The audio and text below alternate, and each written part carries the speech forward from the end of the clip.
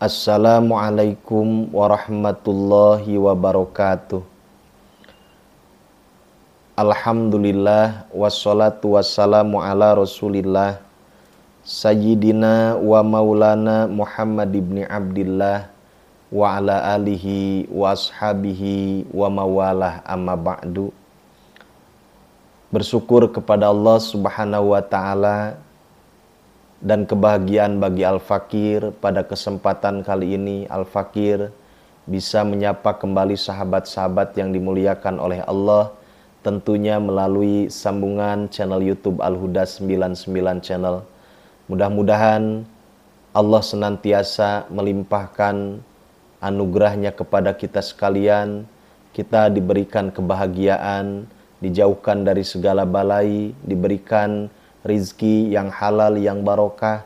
Mudah-mudahan Allah memberikan umur panjang dan barokah kepada kita sekalian. Amin ya Allah ya Rabbal Alamin. Para sahabat yang dimuliakan oleh Allah Subhanahu wa ta'ala, Al-Fakir mengucapkan ribuan terima kasih kepada para sahabat sekalian yang telah membantu mengembangkan channel ini, mendukung channel ini. Dan bagi sahabat yang lain yang belum meng-subscribe channel ini, silahkan untuk meng-subscribe-nya. Insya Allah wasilah dukungan, bantuan dari para sahabat yang lain, channel ini akan berkembang dan mudah-mudahan memberikan manfaat. Channel ini menjadi wasilah untuk berbagi kebaikan. Amin ya Allah ya Rabbal Alamin. Para sahabat yang dimuliakan oleh Allah Subhanahu wa ta'ala, di konten sebelumnya, di video sebelumnya, Al-Fakir telah berbagi kepada sahabat sekalian tentang masalah sujud tilawah. Insya Allah di konten kali ini Al-Fakir akan berbagi, akan menyampaikan masalah sujud syukur, tata cara sujud syukur, rukun dan syaratnya. Dan insya Allah nanti di akhir video ini Al-Fakir akan mempraktekkan tata cara pelaksanaan sujud syukur. Mudah-mudahan ini ada manfaatnya bagi para sahabat-sahabat sekalian dan tentunya mudah-mudahan menjadi pahala bagi Al-Fakir. Para sahabat rahimakumullah, disunatkan kepada kita ketika kita mendapatkan nikmat yang baru ataupun kita tertolak dari balai untuk melaksanakan sujud syukur. Yustahabbu liman tajaddadat ingdahu ni'matun dhahiratun awin dafa'at nikmatun dhahiratun. Disunatkan kepada orang yang mana terhadap orang itu adanya nikmat yang baru yang dhahir atau tertolak daripada orang itu, yaitu balai yang dhahir. Artinya para sahabat bahwa hukumnya sujud syukur itu sunat.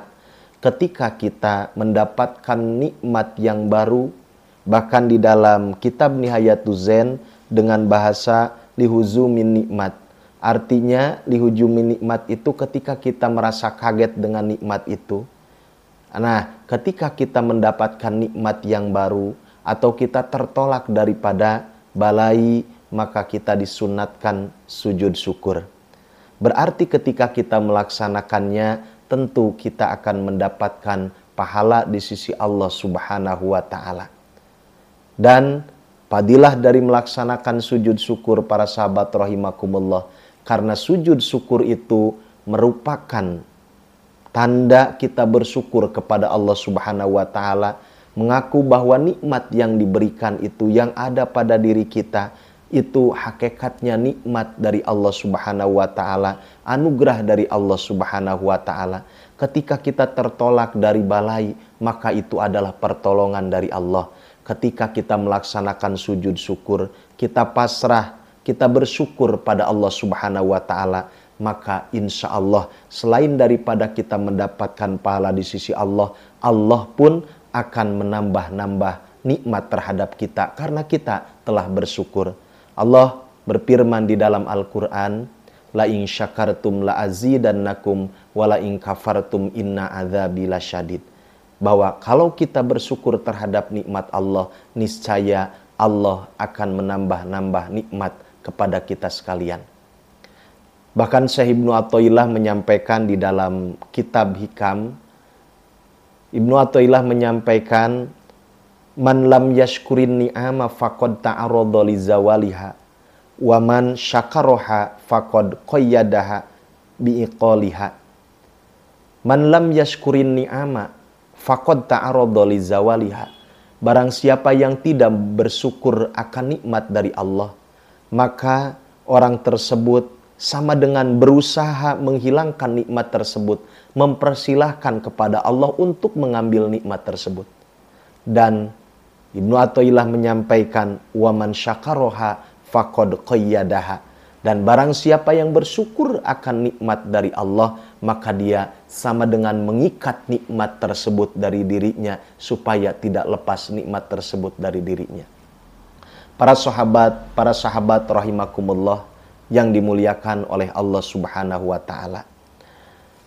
Ketika kita di dalam hidup ini mendapatkan nikmat, kita seperti contoh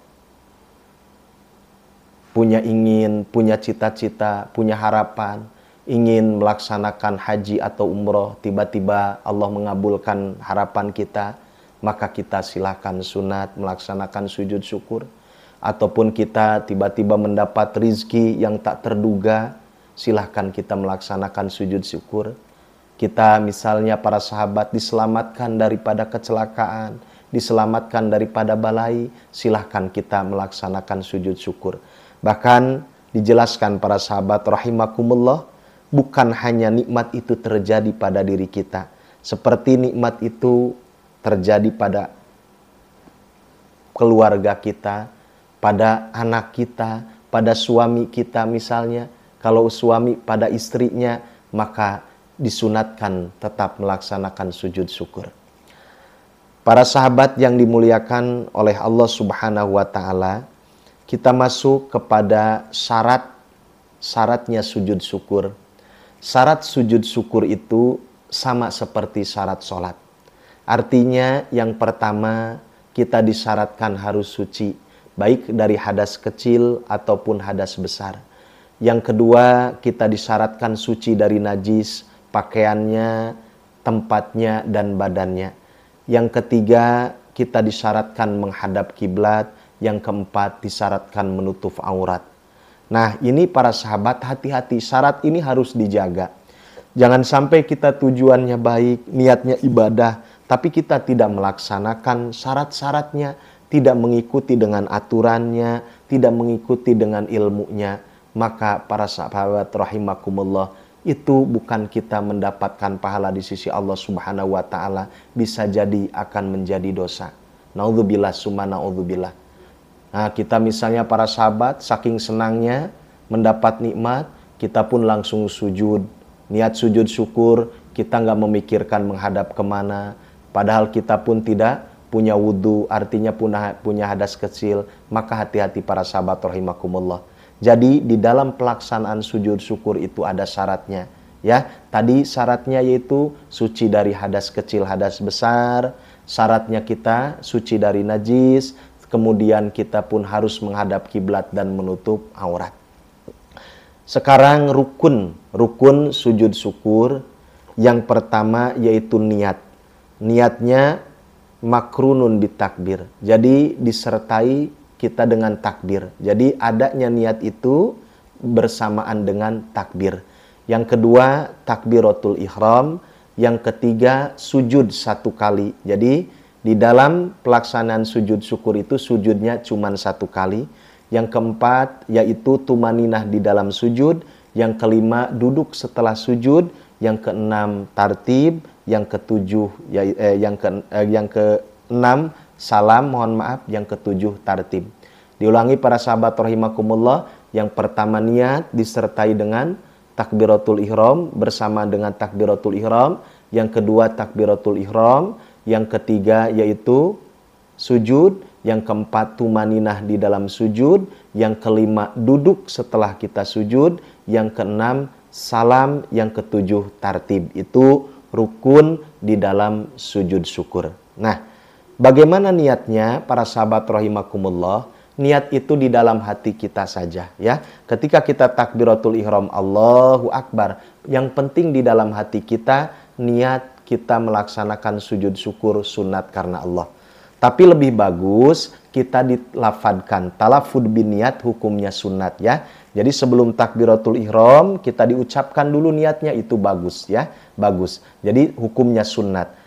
Nawaitu, niat saya sujud syukri terhadap sujud syukur sunnatalillahi ta'ala. Ulangi niatnya, lafad niatnya, nawaitu sujud syukri lillahi ta'ala.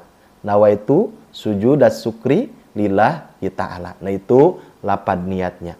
Kemudian setelah kita niat sambil takbiratul ihram, sunat ini ngangkat tangan. Jadi yang wajibnya takbiratul ihram Allahu Akbar, ngangkat tangannya sunat ya. Nah, kita Allahu Akbar, contoh kita memakai dengan sunatnya. Kemudian setelah itu kita sujud sambil membaca bacaan di dalam sujud. Apa bacaan di dalam sujud syukur itu? Sama seperti bacaan di dalam sujud tilawah.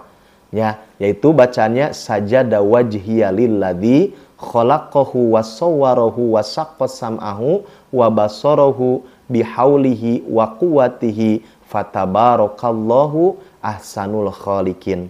Sekali lagi, sajada wajhiya lilladzi khalaqahu wasawwar lilladzi khalaqahu wasawwarahu wasaqqas sam'ahu wa basarahu bihaulihi wa quwwatihi fatabarakallahu ahsanul khaliqin. Kalaupun kita tidak hafal bacaan yang itu, maka tidak jadi masalah di dalam sujud syukur, bahkan di dalam sujud tilawah pun kita membaca bacaan tasbih yang biasa kita baca ketika kita sedang sujud di dalam sholat, yaitu membaca subhana rabbiyal a'la wa bihamdi, bagusnya 3 kali, walaupun 1 kali tidak jadi masalah, namun bagusnya 3 kali. Jadi disimpulkan para sahabat, kalaupun kita tidak hafal bacaan yang sajada wajhiya lilladzi, maka kita pun boleh membaca tasbih yang mudah yang kita sudah hafal, yaitu tasbih subhana rabbiyal a'la, bagusnya kita baca 3 kali. Seperti itu para sahabat rahimakumullah. Timbul pertanyaan, bagaimana kalau kita mau baca dua-duanya? Silahkan, bagus. Contoh kita baca subhana rabbiyal a'la 3 kali, setelah dibaca subhana rabbiyal a'la, kemudian kita diteruskan dengan sajada wajhiya lilladzi khalaqahu dan seterusnya. Nah, setelah kita sujud, kemudian kita duduk, langsung kita salam. Assalamualaikum warahmatullah, assalamualaikum warahmatullah. Itu para sahabat rukun di dalam pelaksanaan sujud syukur. Nah, sekarang Al-Fakir praktekan. Jadi di dalam pelaksanaan sujud syukur itu, boleh kita startnya atau memulainya dari berdiri. Anggap saja ini Al-Fakir sedang berdiri, jadi kita berdiri langsung. Dari berdiri ya. Kemudian takbir, Allahu Akbar. Ngangkat tangannya sunat ya. Kita wajibnya takbir disertai dengan niat Allahu Akbar. Kemudian kita langsung sujud. Kemudian baca bacaan di dalam sujudnya, duduk dan kita uluk salam. Nah seperti itu para sahabat rahimakumullah. Kalaupun kita kondisinya sedang duduk. Contoh misalnya kita tiba-tiba mendapatkan nikmat. Nah kita pengen melaksanakan sujud syukur, ataupun kita tertolak ataupun dari balai, kita pengen melaksanakan sujud syukur, kita sudah dalam kondisi duduk, kita sudah tutup aurat, kita sudah menghadap kiblat, kita sudah suci dari najis, suci dari hadas kecil, hadas besar. Nah, kita nih posisi para sahabat, contoh misalnya kita sudah duduk. Nah, sedang duduk, maka nggak jadi masalah, nggak berdiri, langsung kita laksanakan dalam kondisi duduk. Jadi boleh kita dilaksanakan dari berdiri, ataupun kita boleh laksanakan kondisi dari duduk juga, silahkan, nggak jadi masalah itu mah. Nah, kita dicontohkan para sahabat, kita contohkan supaya gampang dipahami ya, seperti itu. Kita takbiratul ihram disertai dengan niat. Kalau mau ditalafudkan niatnya silahkan. Contoh Al-Fakir contohkan yang dilafadkan niatnya. Nawaitu sujud syukri sunnatan lillahi ta'ala. Allahu Akbar disertai niat sujud syukur di dalam hati. Setelah itu langsung sujud para sahabat, langsung sujud sambil membaca subhana rabbiyal a'la wa bihamdi 3 kali, atau kita membaca sajada wajhiya lilladzi khalaqahu wa sawwarahu wa saqqa sam'ahu wa basarahu bihaulihi wa quwwatihi fatabarakallahu ahsanul khaliqin. Setelah itu kemudian kita duduk. Nah, posisi duduknya mau seperti ini lagi silakan.